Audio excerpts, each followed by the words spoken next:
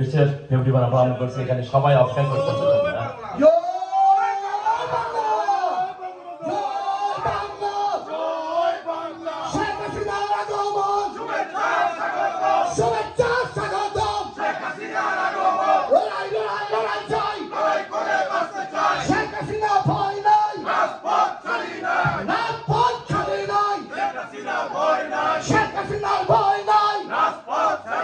আপনার পক্ষে দিয়ে আপনি আপনার মূল্যবান বক্তব্য রাখবেন। আমাদের সবার উদ্দেশ্যে আমরা সবাই অপেক্ষা করছি। সরি, আমি জানতাম না যে আজকে প্রোগ্রামে যোগাযোগ যেটা মিসআন্ডারস্ট্যান্ডিং হয়েছে, আমাকে ইমদাদ এবং ডক্টর মাসুদ বলছেন আপনার সাথে কথা হয়েছে। আমাদের মাননীয় প্রধানমন্ত্রীর পক্ষ থেকে ডক্টর সিদ্দিকুর রহমান আমরা ফুল দিয়ে আপনার কাছে 1 মিনিটের ভিতরে আসছি। এখন আপনার আমাদের উদ্দেশ্যে বাংলাদেশের খুনি ইউনূস আমাদের নেতা কর্মীদের এবং সর্বোপরি মানুষকে যেভাবে দেখেছে, সেখান থেকে আমরা কিভাবে উদ্ধার পাবো, কিভাবে আমরা ১৭ কোটি মানুষকে তাদের কষ্ট থেকে পরিত্রাণ পাবো, সেই লক্ষ্যে ২১শে ফেব্রুয়ারির উদ্দেশ্যে যাদের রক্ত দিয়ে আমরা বাংলা ভাষাকে পেয়েছি, যার নেতৃত্ব দিয়েছিল জাতির জনক বঙ্গবন্ধু শেখ মুজিবুর রহমান, তাকে শ্রদ্ধার সাথে স্মরণ করছি। এবং যারা ২১শে ফেব্রুয়ারিতে জীবন দিয়ে বাংলা ভাষাকে, আমাদের মাতৃভাষাকে স্বীকৃতি দিয়েছে, তাদের প্রতি বিনম্র শ্রদ্ধা জানিয়ে আপনাকে আপনার মূল্যবান বক্তব্য এবং আমরা বাংলাদেশে এখানে কিভাবে ইউনূসকে যত দূর সম্ভব তাড়াতাড়ি আমরা বাংলাদেশ থেকে তার জঙ্গি বাহিনীকে বিতাড়িত করব, এই বিষয় নিয়ে আপনি আমাদের আপনার মূল্যবান বক্তব্য প্রদান করবেন। আপনাকে বিনীত অনুরোধ করছি আপনার বক্তব্য প্রদান করার জন্য। আজকে ২১শে ফেব্রুয়ারি উপলক্ষে আপনাদের আয়োজনকে আমি স্বাগত জানাই এবং যারা অংশগ্রহণ করেছেন তাদের সবাইকে আন্তরিক ধন্যবাদ জানাই। ২১শে ফেব্রুয়ারি ১৯৫২ সাল, এই দিন মাতৃভাষা বাংলা ভাষা আন্দোলন করতে যে কতগুলি তাজা প্রাণ চলে গিয়েছিল। সালাম, রফিক, বরকত, শফিউদ্দিন সহ বহু নেতা কর্মীদের আমরা সেদিন হারাই। রক্তের অক্ষরে তারা লিখে গিয়েছিল, আমরা মায়ের ভাষায় কথা বলতে চাই। আর এই আন্দোলন শুরু হয়েছিল ১৯৪৮ সালে। ১৯৪৮ সালে যখন পাকিস্তানি শাসকরা বাংলাদেশের মানুষের উপর একটি বিজাতীয় ভাষা, যে ভাষা প্রকৃতপক্ষে কোন দেশের মাতৃভাষা না, সে ভাষা হলো উর্দু, এই উর্দুকে বাংলাদেশের রাষ্ট্রীয় ভাষা হিসেবে প্রতিষ্ঠিত করবার ঘোষণা দিয়েছিল। তারই প্রতিবাদে ঢাকা বিশ্ববিদ্যালয়ের আইন বিভাগের ছাত্র শেখ মুজিবুর রহমান, যিনি একসময় পাকিস্তানের জন্য আন্দোলন করেছিলেন, কিন্তু পাকিস্তান প্রতিষ্ঠা হওয়ার পর তিনি ঢাকা ফিরে যান, ঢাকা বিশ্ববিদ্যালয়ে ভর্তি হন আইন বিভাগের ছাত্র।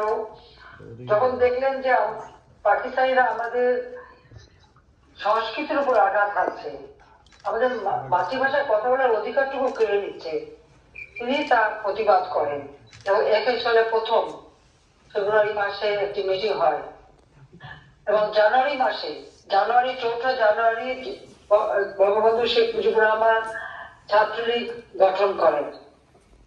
ছাত্রলীগ নামে এই সংগঠন তমদ্দুন মজলিস এবং প্রগতিশীল কতগুলি ছাত্র সংগঠন নিয়ে তিনি ভাষা সংগ্রাম পরিষদ গড়ে তোলেন।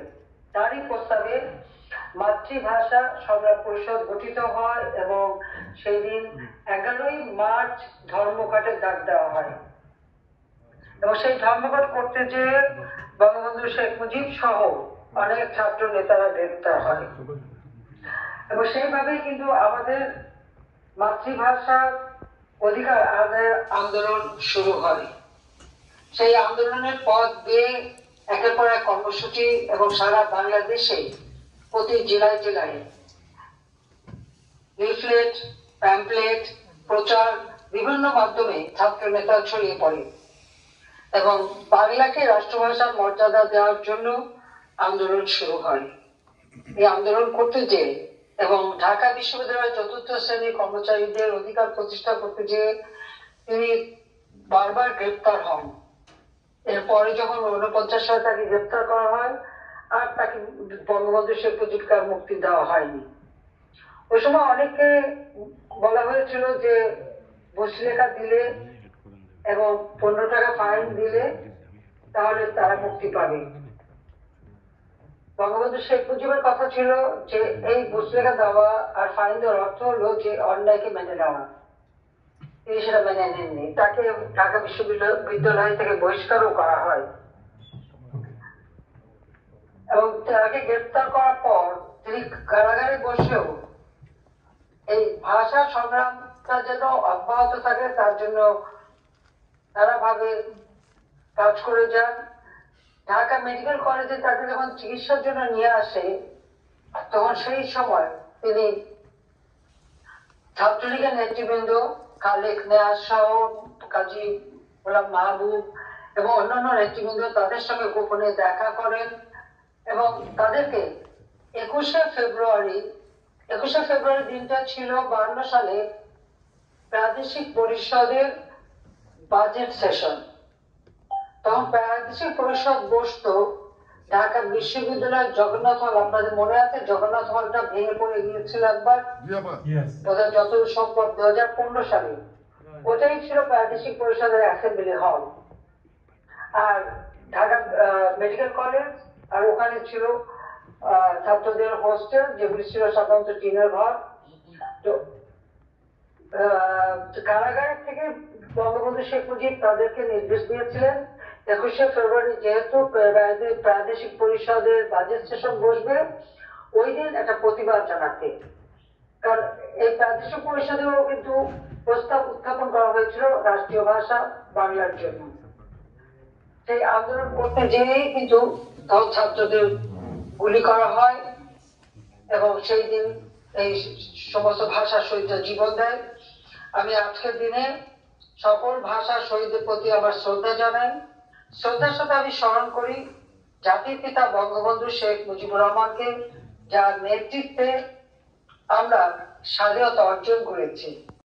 আর সেই ভাষা শহীদ যারা রফিক, সালাম, জব্বার, বরকত, শফি সহ তাদেরকেও আমি স্মরণ করি।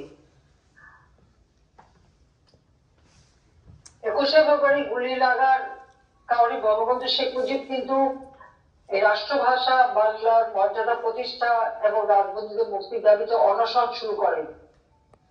অনশনরত অবস্থায় তাকে ফরিদপুর জেলে নিয়ে যাওয়া হয়। যখন তিনি প্রায় মরণোন্মুখ অবস্থা, সেই সময় 26শে ফেব্রুয়ারি বঙ্গবন্ধু শেখ মুজিব মুক্তি দেওয়া হয়। কিন্তু আন্দোলন কিন্তু তখন থেমে যায়নি। তিনি সুস্থ হয়ে ফিরে এসে আবার 53 সালে সংগ্রাম পরিষদ গঠন করেন। এরই মধ্যে 1949 সালে আওয়ামী লীগ সংগঠন গড়ে ওঠে। সেই পাকিস্তানি মুসলিম লীগ শাসকের বিরুদ্ধে এই প্রথম গণমানুষের অধিকার প্রতিষ্ঠানে একটি রাজনৈতিক দল। বঙ্গবন্ধু শেখ মুজিব কারাগারে থাকা অবস্থায় তাকে ওই আওয়ামী লীগের যুগ্ম সম্পাদক নির্বাচিত করা হয়। মৌলানা ভাসানী সভাপতি, শামসুল হক সাধারণ সম্পাদক করে এই আওয়ামী লীগের যাত্রা শুরু। 53 সাল থেকে আবার সংগ্রাম পরিষদ গড়ে ওঠে এবং আন্দোলন শুরু হয়। এর মধ্যে যুক্ত ফ্রন্ট হয়। যুক্ত ফ্রন্টে নির্বাচনে মুসলিম লীগকে পরাজিত করে যুক্ত ফ্রন্ট সরকার গঠন করে, কিন্তু চক্রান্ত করে এমার্জেন্সি ডিক্লেয়ার করে সেই সরকার বাতিল করে দেওয়া হয়। এরপর 55 সালে বঙ্গবন্ধু শেখ মুজিব ন্যাশনাল অ্যাসেম্বলিতে মেম্বার নির্বাচিত হন। আর 54 সালে তিনি হয়েছিলেন প্রাদেশিক পরিষদের সদস্য। 56 সালে আওয়ামী লীগ হোসেন শহীদ সোহরাওয়ার্দীর নেতৃত্বে সরকার গঠন করে এবং সেই সরকারই প্রথম 21শে ফেব্রুয়ারিকে শহীদ দিবস হিসেবে ঘোষণা দেয়। শহীদ মিনার নির্মাণ করবার জন্য প্রকল্প গ্রহণ করে এবং বাজেট পর্যন্ত দিয়ে দেওয়া হয়। এভাবেই আমাদের ভাষা আন্দোলন শুরু। আমি কথাগুলো এই জন্য, এই ইতিহাসের কথাটা এই জন্য বললাম যে আজকে খুব দুর্ভাগ্য বিষয় আমাদের যে এই ভাষা আন্দোলন থেকেই কিন্তু আমাদের যাত্রা শুরু, সংগ্রামের পথ। আর এই পথ বেয়ে কিন্তু আমরা আমাদের স্বাধীনতা অর্জন, বারবার আমাদের সংগ্রাম করেই আমাদের অধিকার প্রতিষ্ঠা করতে হয়েছে। আর যে ছাত্রলীগ ভাষা আন্দোলন শুরু করেছিল, আজকে এই যুগে এসে আমরা দেখি সেই ছাত্রলীগকে ব্যান করা হলো। ছাত্রলীগের ইতিহাস ওতপ্রোতভাবে জড়িত, এটা কেউ অস্বীকার করতে পারবে না। কিন্তু আজকে সেখানে এমন একটা 2024 সালের সেই 5ই আগস্টের পর থেকে এমন এক সরকার বাংলাদেশে ক্ষমতা আসলো যে তারা ইতিহাসই মুছে ফেলার চেষ্টা করে যাচ্ছে। আমি সকল শহীদের প্রতি শ্রদ্ধা জানাই, জাতির পিতা বঙ্গবন্ধু শেখ মুজিবের প্রতি শ্রদ্ধা জানাই, জাতীয় চার নেতা 30 লক্ষ শহীদের প্রতি শ্রদ্ধা জানাই, এবং জনগণের ভোট ও ভাতের অধিকার আদায়ের জন্য যারা সংগ্রাম করেছে আমি তাদের প্রতি শ্রদ্ধা জানাই।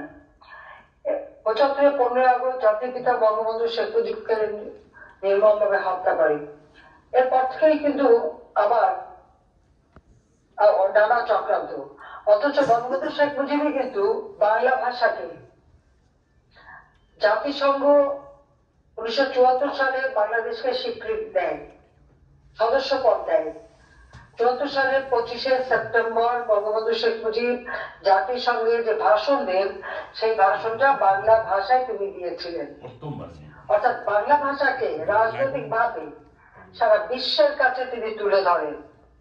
রবীন্দ্রনাথ যেমন বাংলা ভাষা সাহিত্যের জগতে সারা বিশ্বে তুলে ধরেছিলেন, বঙ্গবন্ধু শেখ মুজিব তখন গণমানুষের কাছে এবং রাষ্ট্রীয়ভাবে, রাজনৈতিক ভাবে বাংলা ভাষাকে সারা বিশ্বের কাছে তুলে ধরেন। এরপর থেকে আমি যতবার সরকারে ছিলাম এবং যতবার বক্তব্য দিয়েছি, প্রতিবারই কিন্তু আমি জাতিসংঘে বাংলা ভাষায় বক্তৃতা দিয়েছি, কারণ এই ভাষার জন্য আমরা রক্ত দিয়েছি। 96 সালে আওয়ামী লীগ যখন সরকারে আসে, আমরা তখন আমাদের দুজন প্রবাসী, রফিক এবং সালাম, এই দুই প্রবাসী কানাডা প্রবাসী ছিলেন, এবং আরো কয়েকটি দেশের ভাষীদের নিয়ে ভালোবাসি মাতৃভাষা, অর্থাৎ মাতৃভাষার জন্য তারা একটা পরিষদ গঠন করেন। তাদের পক্ষ থেকে আমার কাছে প্রস্তাব আসে যে জাতিসংঘে এই বিষয়টা তুলে ধরা, যে 21শে ফেব্রুয়ারিকে আন্তর্জাতিক মাতৃভাষা দিবস হিসেবে যেন প্রতিষ্ঠা করা হয়। আমরা সাথে সাথে পদক্ষেপ নেই, এবং 99 সালে ইউনেস্কোর সম্মেলনে, এটা ছিল নভেম্বরে, আমরা এই প্রস্তাবটা পেশ করি, এবং 2000 সালে আমরা স্বীকৃতি পাই 21শে ফেব্রুয়ারি আন্তর্জাতিক মাতৃভাষা দিবস হিসেবে। ইউনেস্কো এটা স্বীকৃতি দেয়, জাতিসংঘ স্বীকৃতি দেয়। সেই থেকে 21শে ফেব্রুয়ারি শুধু আমাদের শহীদ দিবসই নয়, আন্তর্জাতিক মাতৃভাষা দিবসও। আজকে আমাদের দুর্ভাগ্য যে এই 21শে ফেব্রুয়ারি আমরা যখন দেখি যে শহীদ দিবস, সেটাও কিন্তু উচ্চারণ করা হয় না, বা আন্তর্জাতিক মাতৃভাষা দিবস হিসেবেও কিন্তু সেভাবে স্বীকৃতি ওইভাবে পালন করা হয় না। মনে হচ্ছে যেন দায় সারা বছর পালন করা হয়। আর আরো দুর্ভাগ্যের বিষয় যে ছাত্রলীগ এই স্মৃতিসৌধে ফুল দিতে পারবে না, আওয়ামী লীগ যেতে পারবে না। আমার প্রশ্ন হলো, এই আজকে বাংলাদেশ নামটাও জাতির পিতা বঙ্গবন্ধু শেখ মুজিবের দেওয়া। 70 সালের ডিসেম্বর মাসে হোসেন শহীদ সরওয়ার্দীর মৃত্যুবার্ষিকী 5ই ডিসেম্বর, সেখানে বক্তৃতা দিতে যেয়ে বঙ্গবন্ধু শেখ মুজিব বলেছিলেন, তখন কিন্তু নির্বাচন হয়ে গেছে, সেই মিটিংয়ে তিনি বলেছিলেন আমাদের এই পূর্ববঙ্গের নাম হবে বাংলাদেশ, এই নামটারও দাম দেওয়া। আজকে তাকে অস্বীকার করা হয়, তার স্মৃতি মুছে ফেলা হয়। যে সংবিধান তিনি প্রণয়ন করেছিলেন স্বাধীনতার পর, সে সংবিধানেও কিন্তু আমাদের মাতৃভাষার কথা বলা আছে। আমাদের মহান মুক্তিযুদ্ধের যে প্রোক্লামেশন, স্বাধীনতার ঘোষণা, সেখানেই কিন্তু দেওয়া হচ্ছে স্বাধীনতা ভোগ করবে, সব রকম সুযোগ সুবিধা নেবে। অথচ যাদের দ্বারা এই স্বাধীনতা অর্জন, যাদের দ্বারা মাতৃভাষা কথা বলার অধিকার, তাদেরকে অবহেলা, অবজ্ঞা বা তাদের মুছে ফেলার ঘোষণা দেওয়া, আমি জানি না এই ধৃষ্টতা কোথা থেকে পাই। আমরা ঘোষণা চাই আপনার কাছ থেকে, আমাদের ঘোষণা দেন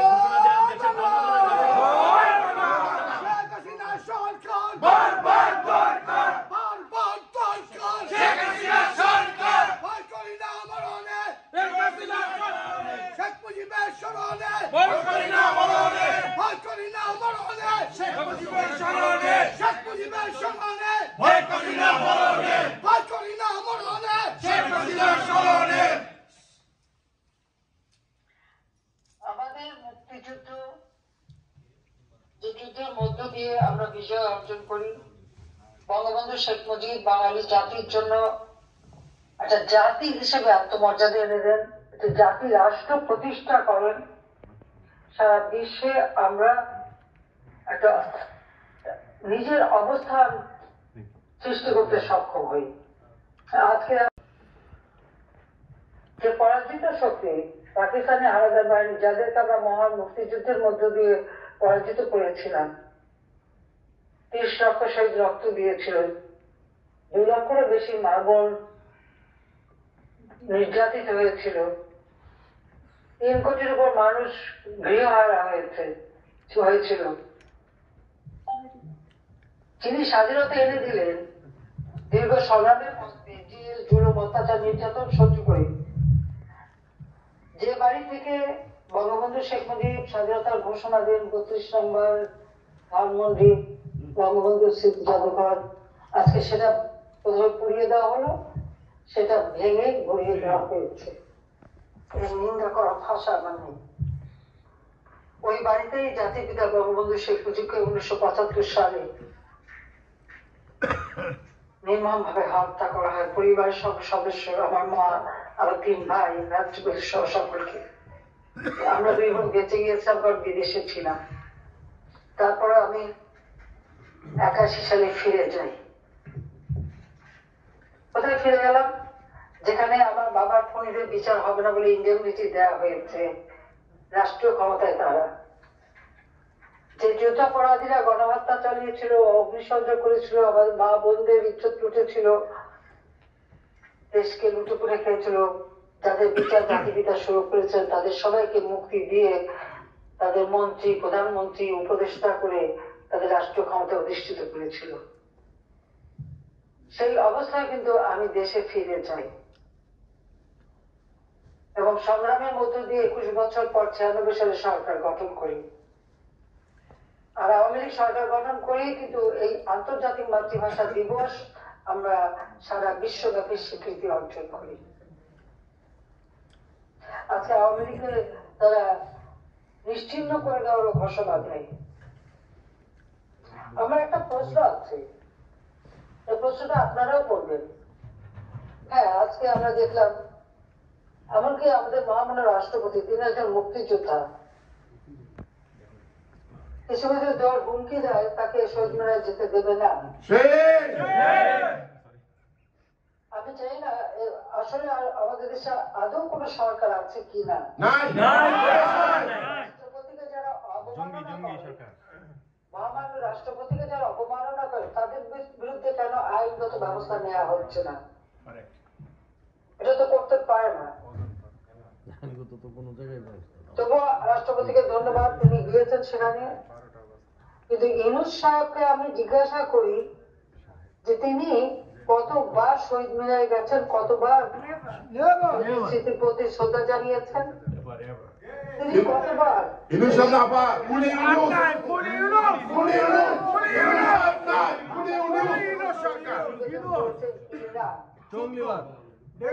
তিনি জাতীয় স্মৃতিসৌধে আমাদের মহান মুক্তিযুদ্ধের যারা আত্মাহুতি দিয়েছে, শহীদ, তাদের প্রতি শ্রদ্ধা জানিয়েছেন কি না?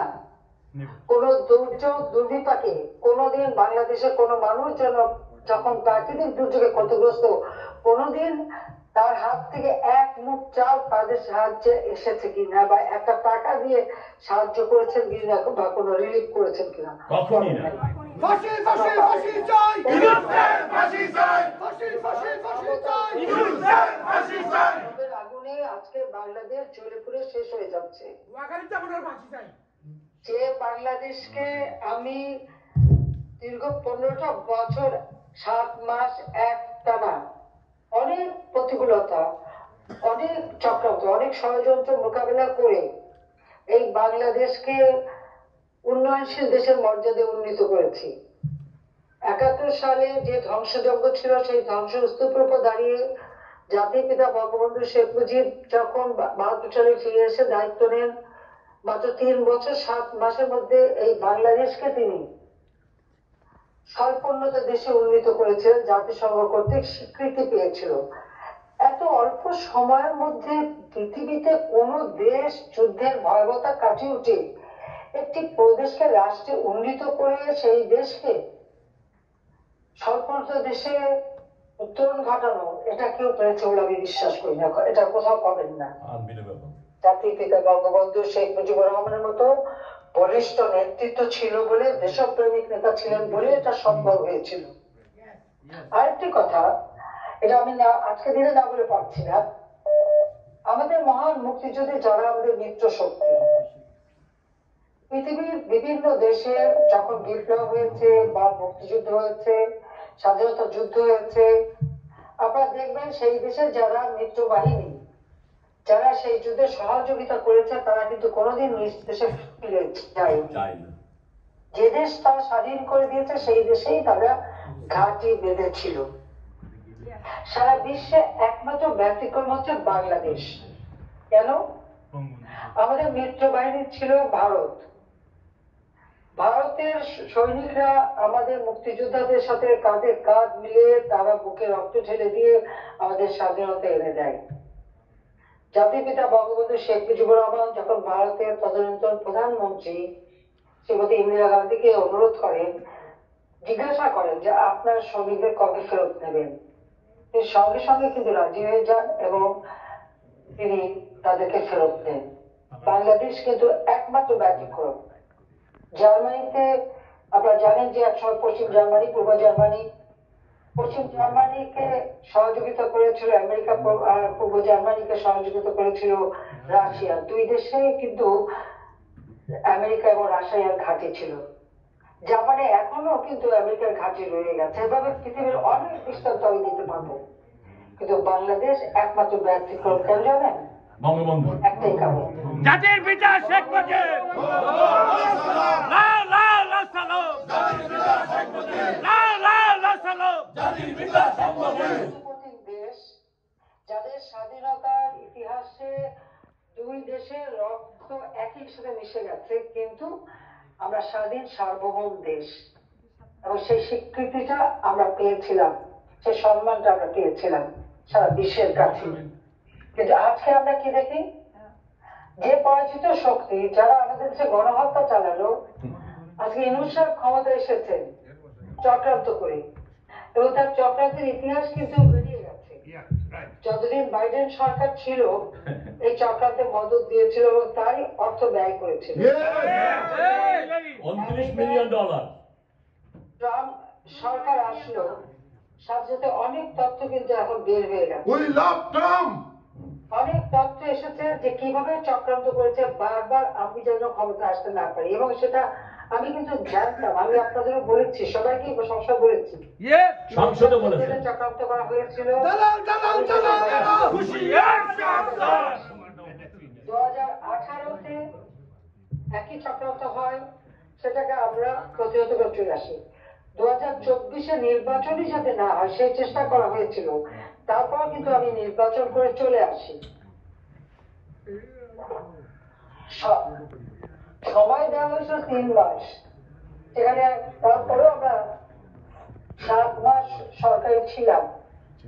বাংলাদেশকে এত অল্প সময়, যেখানে বাংলাদেশ যখন 2001 সালে বিএনপি ক্ষমতা আসে, তো বাংলাদেশের অবস্থাটা কি ছিল? বাংলাদেশ ছিল একটা সন্ত্রাসের দেশ, দুর্নীতির দেশ, 4বার 5বার চ্যাম্পিয়ন হয়েছে দুর্নীতি। দুর্নীতিতে চ্যাম্পিয়ন। এবং বাংলা ভাই জঙ্গি 500 জায়গায় একই সাথে বোমা হামলা। আর আমি তো সব সময় আছি। আমার দেশে 21শে আগস্ট 2004 সালে গ্রেনেড হামলা, যেখানে আমাদের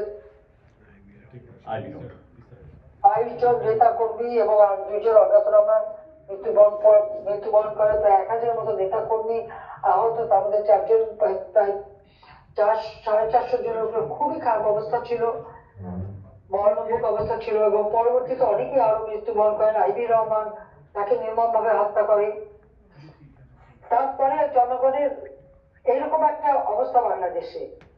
এরপর এমার্জেন্সি, যখন আমাকে বিদেশ থেকে দেশে ফিরতে দেবে না, আমি ধন্যবাদ জানাই আপনাদেরকে। প্রবাসীরা তখন আমার পাশে ছিলেন।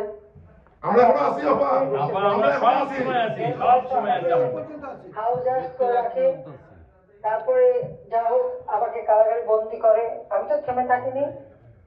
2008-এ নির্বাচন হয়, 233টা সিট আওয়ামী লীগ পায়। এটা দেখে তাদের মাথা খারাপ হয়ে যায়। গভর্নমেন্ট ফর্ম করতে পারলাম না, বিডিআর এর ঘটনা। এই বিডিআর যারা আমাদের আর্মি অফিসারদেরকে হত্যা করেছে, প্রত্যেকে আমরা শাস্তি দিয়েছি। কি দুর্ভাগ্য, ইউনূস ক্ষমতায় এসে কারাগার থেকে সেই 21 আগস্টের গ্রেনেড হামলা, জঙ্গি হামলা, হলি অটিজেনের জঙ্গি হামলা, অথবা সে সময় সেই যারা একের পর এক হত্যাকাণ্ড ঘটিয়েছে, যারা সন্ত্রাসী, জঙ্গি এবং বিডিআর যারা সেনাবাহিনীর অফিসারদের হত্যাকারী, তাদের সবাইকে কিন্তু মুক্তি দিয়ে দিয়েছে। ফাঁসি ফাঁসি ফাঁসি চাই, ফাঁসি ফাঁসি ফাঁসি চাই, ফাঁসি চাই, ফাঁসি চাই, ফাঁসি চাই। ইউনূসের ক্ষমতার শক্তি হচ্ছে এই জঙ্গি, সন্ত্রাসী, এরাই হলো তার। এবং দুর্নীতিবাজ, অনেকে দুর্নীতি মামলা প্রত্যাহার করেছে, অথচ তাদের দুর্নীতির জন্য সাক্ষী দিয়ে গেছে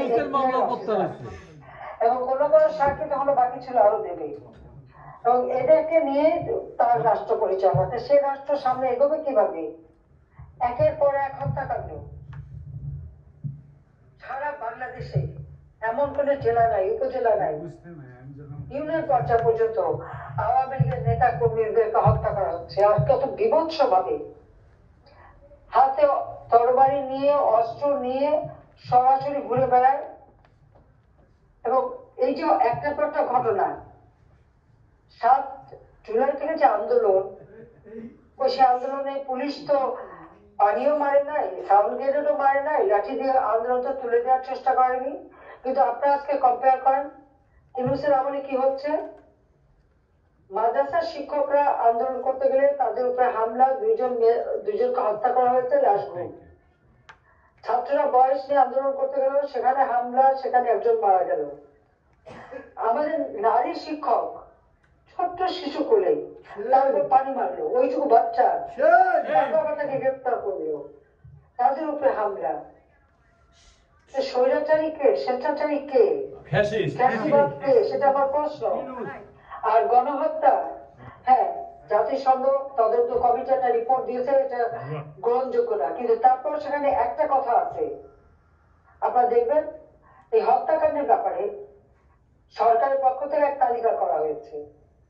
সেখানে যেমন আমাদের যশোরের শাহীন চাকলাদারের হোটেল আগুন লেগে পুড়ে যায়, সেখানে কয়েকজন লোক মারা যায়, তাদের কয়েকজনের নামও কিন্তু ওখানে ঢোকানো। আমাদের গাজী গোলাম মোস্তফা কাজী ইন্ডাস্ট্রি, গাজীতে আপনারা জানেন, সেখানে আগুন দেয়, সেখানে কিন্তু অনেকে পুড়ে পাওয়া যায়, তাদেরও নাম। এবং এই নাম দিয়েও 5 আগস্ট পর্যন্ত 400 জনের নাম সেখানে দেওয়া হচ্ছে। আর আগস্ট 5 থেকে 8 তারিখ পর্যন্ত প্রায় 250 জনের নাম দেওয়া হচ্ছে। আর এরপর ইউনূসের আমলে প্রায় 750-800 লোকের নাম, আর এখনো তো হত্যাকাণ্ড চলছে। তাহলে গণহত্যাকারী কে? গণহত্যাকারী ইউনূস নিজে ফাঁসি পাচ্ছে, তার সময় তো কেউ আন্দোলনে দাঁড়াতেই পারছে না। আর আমরা 7 তারিখ থেকে 15 তারিখ 14 তারিখ পর্যন্ত তাদের কিছু বলা হয়নি, তারা যখন একের পর এক হত্যাকাণ্ড করলো, পুলিশ মারা হলো, আজকে পুলিশ, আচার বিজেপি, সংখ্যালঘু সম্প্রদায়, হিন্দু, বৌদ্ধ, খ্রিস্টান, এমনকি আপনার দরগা শরীফ, বাজার, কোনো কিছু তো বাদ যাচ্ছে না। 11টা গির্জায় হামলা করা হয়েছে, একটার পর একটা সমস্ত মন্দির পোড়ানো হয়েছে, বাড়িতে বাড়িতে যে হিন্দুদের সব লুটপাট এবং মেজুটা অত্যাচার করা হয়েছে। আর আওয়ামী লীগের নেতা কর্মী তো বড় দুশ্মন, কারণ আওয়ামী লীগ স্বাধীনতা দিয়েছে তো, মাতৃভাষায় কথা বলার অধিকার, স্বাধীনতা আওয়ামী লীগের নেতা, কাজে আওয়ামী লীগ দুশ্মন। আর বন্ধুকে সেই পরাজিত শক্তি পাকিস্তান। পাকিস্তানকে আমরা পরাজিত করলাম, তারাই তার দোস্ত। রাজাকারের চামড়া তুলে নিব আমরা, তুলে নিব আমরা। রাজাকারের চামড়া, রাজাকারের চামড়া, ইলিশের চামড়া।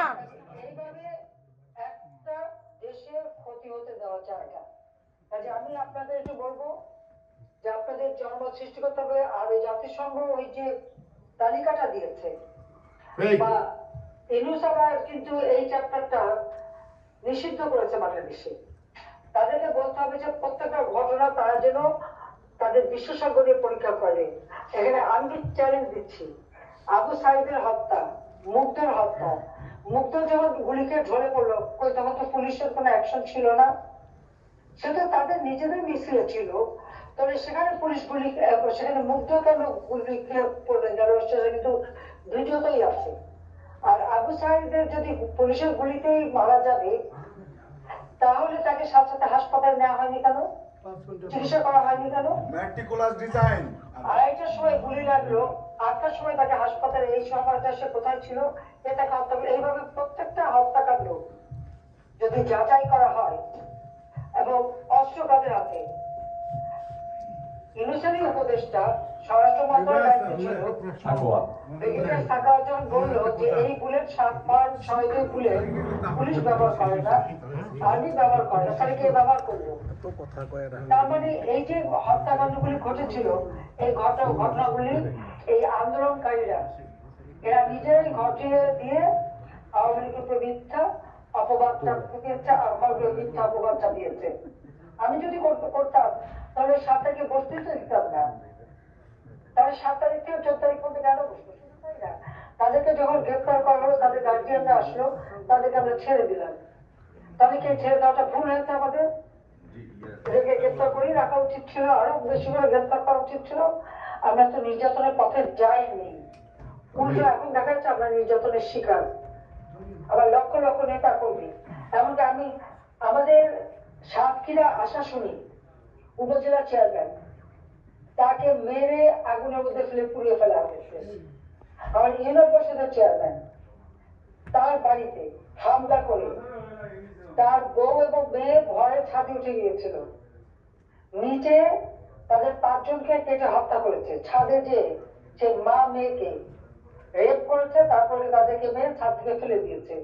চট্টগ্রাম বন্দাহাট, সে বন্দাহাটে আপনারা জানেন যে ছাত্রলীগের ছেলে পেলেদেরকে সেখানে রক কেটেছে, তাদেরকে উপর থেকে ছুঁড়ে ফেলে দিয়েছে, আবার নিচে এসে তাদেরকে হত্যা করেছে। বাংলাদেশ রক্তাক্ত, রক্তের বন্যায় দেশে যাবে অন্যায়, দেশে যাবে অন্যায়, রক্তের বন্যায়। 3000 উপরে আওয়ামী লীগের নেতা কর্মী, তাদের আত্মীয় স্বজন, পরিবার পরিজনকে হত্যা করেছে। প্রায় 15-20 হাজার আহত, 1 কোটির উপর স্থাপনা আগুন দিয়ে পুড়িয়েছিল, তো তারা নিজেরাই করেছে। পুলিশ 3200 পুলিশ হত্যা করেছে, কিন্তু পুলিশের আরো প্রায় 10,000 মতো পুলিশের হদিস নাই, 50-40 জন আনসারের হদিস নাই, তারা গেল কোথায়? একের পর এক যাদেরকে তারা গুম করে ফেলছে। এবং এই কয়েকদিনের মধ্যে, গত 10 দিনের মধ্যে আওয়ামী লীগের প্রায় 8,000-এর উপর নেতা কর্মী, তাদের কোনো খবর নেই, তাদেরকে একে রাখি গ্রেফতার করা হয়েছে, কিন্তু তাদের খুঁজে পাওয়া যাচ্ছে না, সব গুম করে ফেলা হয়েছে। ফ্যাসিবাদ কে? Father of terrorists, father of Al Qaeda, father of Jamaat Shibi, father of Rajakar. তাই আপনাদের করতে হবে। আমি আর সময় নেব না, আমি জানি অনেক রাত হয়ে গেছে, আপনাদের খুবই কষ্ট। যে লোকটা গরিব মানুষকে ঋণ দিয়ে মোটা অঙ্কের সুদ নিয়ে সেই সুদের টাকা দিয়ে তার জীবন গড়ে তোলে, আমি তো তাকে দিয়েছি। গ্রামীণ ব্যাংকে 400 কোটি টাকা আমার দেওয়া, গ্রামীণ ফোনের ব্যবসা আমি দিয়েছি। 54টা কোম্পানি করেছে সে, গ্রামীণ ব্যাংকের এমডি থাকাকালীন সবকটা কোম্পানির সে হলো চেয়ারম্যান, এমনকি তার বাপের কোম্পানি সেখানেও সে ডাইরেক্টর। কিন্তু গ্রামীণ ব্যাংক তো স্ট্যাটিউটরি বডি, সে তো সরকারি বেতন পেত, তাহলে সে অন্য সেভাবে চেয়ারম্যান থাকে বা আপনার কোম্পানিতে সে ডাইরেক্টর হবে কি পাবে? আবার সেখানে ক্ষুদ্র ঋণ দেওয়ার কথা, তার বাপের কোম্পানিকে মোটা অঙ্কের ঋণ দেয়, 9 কোটি টাকা ঋণ দিয়ে আবার ঋণ সুদ সব মাফও করে দেয়। ওই গরিব মানুষকে তো কখনো মাফ করেনি। গরিবের কাছ থেকে সুদের টাকা আদায় করতে দিয়ে ভিটে মাটি, ঘর বাড়ি, গরু ছাগল সবই কিনে নিয়ে তাদের নিঃস্ব করে ছেড়ে দিয়েছে। গরিবের রক্ত চুষে খেয়ে যে লোকটা এইভাবে জনগণের টাকা নিয়ে এসে ভর্তি করে সারা বিশ্বব্যাপী টাকা বানিয়ে সেটা টাকা বানালো, ও কোথায় পেলো টাকা? তার হিসেব তো তাকে দিতে হবে। কত টাকা নিয়েছে, কত টাকা মানি লন্ডারিং করেছে, এখনো এই কোন খাতের জন্য কত টাকা সে ব্যয় করছে, তার হিসাব একদিন করায় গন্ডায় দেওয়া হবে। আপনাকে নিতে হবে ইনশাআল্লাহ। এই হত্যারও বিচার একদিন হবে। সুদখোরের চামড়া তুলে নেব আমরা, তুলে নেব আমরা সুদখোরের চামড়া। Thank you. যে হাত দিয়ে হাত চিন্তা করে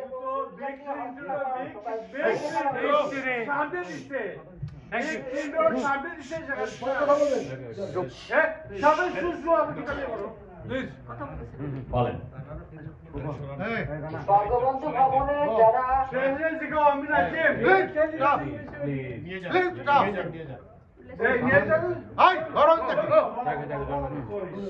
আমি বলি না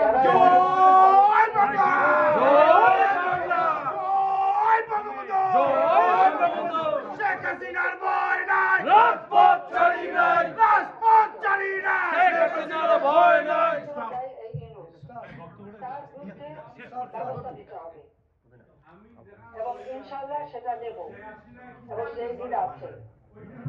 যখন বেঁচে আছি অবশ্যই একদিন এর বিচার আমি করবই ইনশাআল্লাহ। এটা আমার প্রতিজ্ঞা এবং আপনাদের সকলের সহযোগিতা। ইনশাআল্লাহ। ভালো থাকেন, সুস্থ থাকেন, খোদা হাফেজ, জয় বাংলা। আমরা ডক্টর সিদ্দিকুর রহমান সাহেবের নেতৃত্বে আমরা যুক্তরাষ্ট্র আওয়ামী লীগ, স্টেট আওয়ামী লীগ, মহানগর আওয়ামী লীগ আমরা একসাথে কাজ করতেছি। আপা আমরা আপনার পাশে আছি, আমরা পাশে থাকবো। আমরা চাই আপনার যতদিন পর্যন্ত সসম্মানে বাংলাদেশে ফিরে না আসবেন আমরা এই প্রবাসে রাজনীতি করে দেবো। এখানে উপস্থিত রয়েছেন ডক্টর মাসুদুল হাসান সহ সাধারণ সম্পাদক আব্দুল সামাদ আজাদ, দৌলত মেয়র রনেন, এমদাদে ভূঁইয়া, চঞ্চল, আমাদের তুরান, আমাদের আয়ুব আলী, আমাদের নজরুল নজরুল, আমাদের শাহিন আজমল, আমাদের নাফিদুর রহমান তুরন, আমাদের ভাবি, আমাদের শাহানার রহমান, আমাদের সেন্টু ভাই, আমাদের মাহফুজ, আমাদের দুলাল বিল্লাহ, আমাদের সুলেমান ভাই, অসংখ্য নেতৃবৃন্দ এখানে উপস্থিত হয়েছেন। আমরা আপনার জন্য দোয়া করি, আল্লাহ যেন আপনাকে দীর্ঘায়ু করেন। আপনি 1 ঘন্টার জন্য বাংলাদেশে প্রধানমন্ত্রী সভা আসেন, এটাই আমাদের কামনা। এখানে উপস্থিত হয়েছেন বীর মুক্তিযোদ্ধা মুজাহিদুল ইসলাম, রশিদ রানা, খায়রুল মুক্তিযোদ্ধা আছেন মুজাহিদুল হক, আমার এক্সিকিউটিভ কমিটির ভাইস প্রেসিডেন্ট, আপনাকে একটা সালাম দেবেন। আসসালামু আলাইকুম। আপনাকে সবিনয় অনুরোধ রইল, আমি 32 নম্বরে বারবার যাওয়ার আমার সুযোগ হয়েছে। আমি বঙ্গবন্ধুর সাথে কাজ করেছি। আপনি 32 নম্বরের যখন সেটা মনে পড়ে হয়তো কোনদিন হার্ট অ্যাটাক করব। আপনাকে আমার বিশেষ অনুরোধ, নিউ ইয়র্কে এই পলিটিক্যাল দোকানগুলা বন্ধ করার জন্য সিদ্দিকের নেতৃত্বে সবাইকে ঐক্যবদ্ধ হয়ে আমাদের কাজ করার ধন্যবাদ আপনাকে। জয় বাংলা, জয় বাংলা, জয় বাংলা।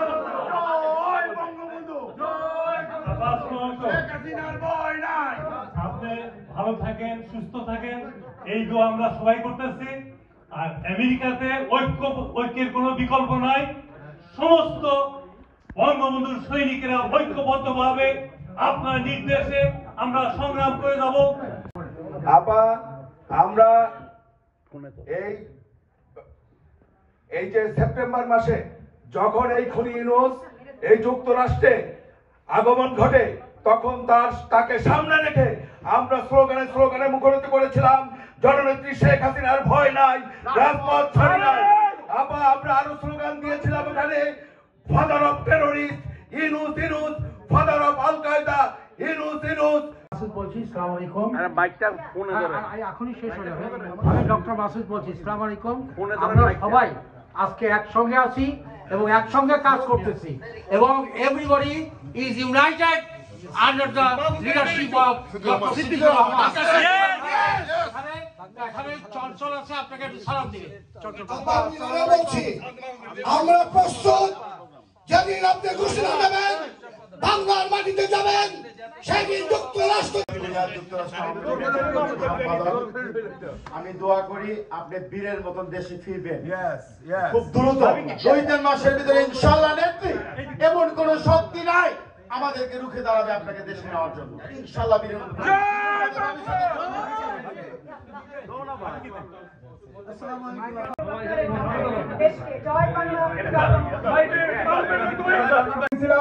আবার যতদিন পর্যন্ত আপনি বাংলাদেশে ফিরে না যাবেন ততদিন পর্যন্ত আমাদের ডক্টর সিদ্দিকুর রহমানের নেতৃত্বে আপনার দেশে ফিরে নেওয়ার আন্দোলন অব্যাহত রাখবো। জয় বাংলা, জয় বঙ্গবন্ধু।